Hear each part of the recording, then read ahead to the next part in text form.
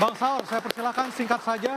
Ada yang ditanyakan? Saya 3 pertanyaan saya kepada Kombes Andri. Singkat ya Bang. Pertama, kenapa anak sekecil ini Afif umur 13 tahun harus ditendang? Kedua, katanya ada penyiksaan atau pemukulan di Polsek Kuranji. Apakah ada bukti CCTV bahwa Afif itu terpisah dengan 17 teman-teman yang dikeroyok?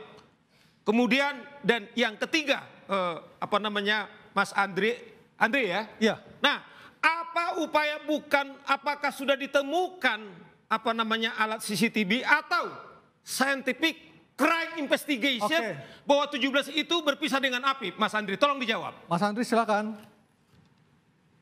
Baik, terima kasih. Yang pertama, kenapa mesti ditendang? Tadi sudah juga sampaikan bahwa pada saat terjadinya kejar-kejaran tersebut, petugas sudah menyampaikan untuk memberhentikan yang bersangkutan, mencoba memberhentikan. Nah, kemudian karena memang kemudian semakin memacu laju motornya, sehingga kemudian petugas menendang bagian motor, sehingga yang bersangkutan terjatuh, Saudara Adit dan Afif. Oke, yang nomor 2 Pak Andri. Nah, kemudian yang kedua, kenapa kemudian di Kuranji itu tidak ada Saudara Afif? Dan ini sudah kita konfirmasi, kita periksa seluruh saksi yang pada malam hari itu diamankan di Polsek sebanyak 18 orang. Itu bahkan Saudara Adit pun juga masih bertanya, menyampaikan kepada petugas bahwa teman saya ada yang loncat, Pak. Tetapi itu juga tidak dihiraukan oleh anggota karena dianggap tidak mungkin. Oke, yang ketiga. Satu tadi yang soal CCTV. Dan yang ketiga. Ya, yang ketiga. Silakan.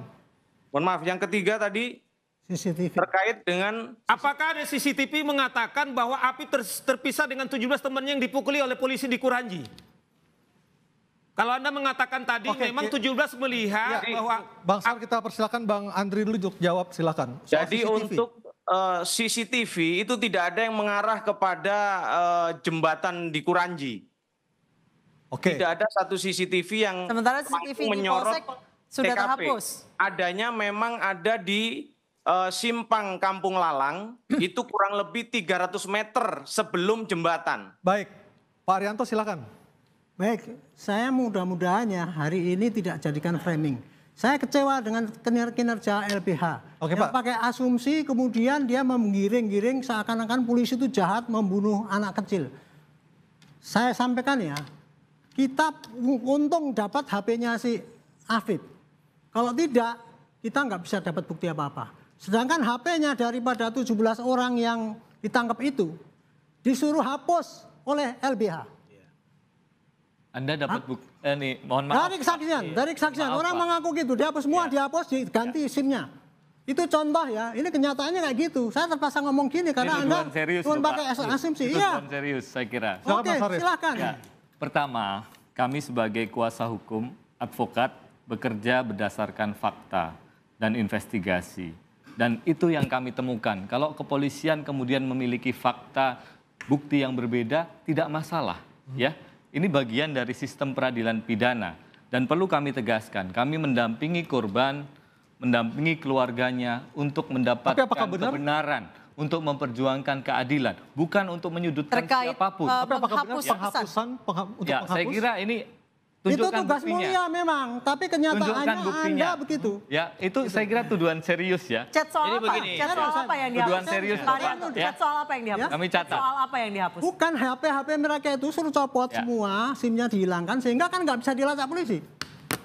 Saya kira LBH kalau silakan dibuktikan ya, tapi itu tuduhan serius. LBH itu lebih aktif kepada penyidik, mana bukti-buktinya, mana saksi-saksinya, itu yang harus disajikan kepada penyidik. Itu yang bukan malah berarti LBH ini membuat suatu berita-berita opini-opini tersendiri sehingga Baik, ini bias kita gitu loh. akan Artinya lihat juga penegakan nanti hukum ini adalah polisi sejauh sendiri yang apa akan menyelesaikan. penyelidikan kasus ini, termasuk dari pengawas eksternal, ada Kompolnas yang juga ikut serta di sini. Kita akan melihat seperti apa kasus ini, ujungnya seperti apa, Niso ya. Dan semoga segera terang benderang karena memang ini sulitnya tidak ada saksi sama sekali. Kira Oke. kasus ini kalau tidak dikawal tidak akan kemudian sampai Baik, sejauh ini. tugas kita Dan untuk ini mengawal bukan kasus semuanya. yang pertama. Ya. Baik, Terkait kita dengan kawal penyiksaan sama-sama. yang melibatkan kepolisian. Semua Baik, kita kemudian kawal. Kita Dan kawal kita sama-sama. Dan tidak Pak ada Polri bukti sudah dan bilang data. Mbak Anissa, Kalaupun tidak ada supaya bukti, apa yang mau saudara Mabes kawal harus gitu loh. turun langsung untuk mengawasi kasus ini. Bukan Pak hanya Dwi, Kompolnas, Pak Andri, terima Mabes, kasih masyarakat teman-teman di juga Polda mengawal Sumbar, gitu loh. terima kasih. Artinya kita berterima Untuk kasih waktunya kepada bergabung Polri bersama sudah kami, memberantas kita akan kejahatan. tunggu kinerja dari Polda Sumbar